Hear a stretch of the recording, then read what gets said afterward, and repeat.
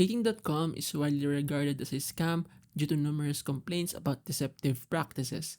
Many users report encountering fake profiles and being drawn into interactions that require spending credits, which quickly run out, pressuring them to buy more. These interactions often appear staged, with suspicions that the platform employs fake accounts to keep users engaged and spending.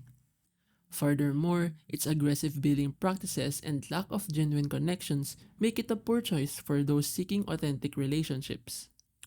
Reviews across platforms like Reddit, Quora, and Trustpilot echo these concerns, with users frequently warning others to avoid the site. The platform's unrealistic interactions and costly messaging system have led to a consensus that it prioritizes profit over providing a legitimate service. For a safer and more authentic experience, users are advised to explore reputable alternatives instead of risking their time and money on dating.com.